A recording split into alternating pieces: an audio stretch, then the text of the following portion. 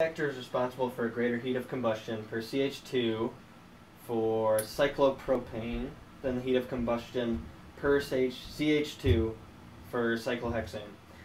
We got all our answer options down here, but before we start to cross off A, B, C, and D and figure out which one's right, let's reason through this problem. And with heat of combustion, a little rusty, but I think my explanation will suffice. So you want to think about this in two ways with thermodynamics. Two things from general chemistry, right? We're thinking of this in terms of energy and, right, Gibbs free energy equation, and in terms of reaction coordinate. So, right, this good old diagram, change in G on this y-axis, the reaction coordinates on the x-axis, right? And so your reactants will be down here, products down here. You'll have your transition state somewhere in the middle, the highest energy point along the reaction coordinate, right? Hopefully you remember that. So when we're talking about heat of combustion, we're dealing with enthalpy, heat. So for heat of combustion, it's actually going to be negative delta H.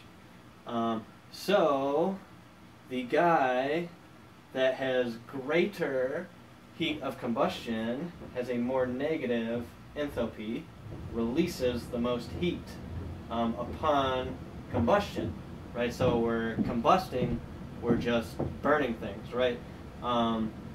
We could write these chemical equations out with both cyclohexane, cyclopropane, but let's just do it with methane because it will be the easiest, right? This reaction could just be plus O2, right? We're burning it in the atmosphere. We're going to release a lot of heat, and we're just going to get water and CO2 with whatever stoichiometry we'd have to match up with. Right, so that's combusting. We're just burning this. The idea is, so no matter what alkane we have here, cycloalkane, the product upon burning will be the same. So cyclohexane, cyclopropane have the same exact product. They both produce H2O and CO2. Okay? So on the Gibbs free energy reaction coordinate diagram, we'd have the Gibbs free energy, right? The product is going to be at the same spot for both cyclopropane and cyclohexane. So then what's going to help determine which releases the most energy, right? And this reaction coordinate, it increases up this way with decreasing, I'm sorry, that is completely wrong. It increases up this way with increasing delta G, right? So we know this is both of them are going to release heat with burning, so they're both going to start above. We're going to go through somewhere like that, right? Activation energy, all that good stuff. So what we care about is the stability of the product. For this, the heat released is going to be proportional to the amount of energy released, right? Which will be the amount of energy released will be the difference in energy between, let's see, product minus reactant, right? So for this, we're basically ignoring the entropy for this equation. We could reason it out more with entropy, but right, this explanation is already getting a little long, so let's just hold off from that. So basically, one of these guys might have energy here. One of these guys, the reactant, might have more energy.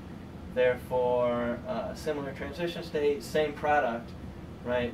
But now we went from a delta G of here, from here to here, to a larger one here to here, which this one would correspond to a bigger delta H, amount of heat released, right? So basically, which reactant is more stable. Which one's more unstable will be at the higher energy. So which reactant's more unstable will release the most energy, will release the most heat, right? So what we do care about is ring stability, right? And so cyclohexane, that's the most stable ring. It's more stable than cyclopentane, right? And as you go down to 4-member carbon rings and 3-member, you just get less and less stable, right? Because of ring strain, right? Strained ring.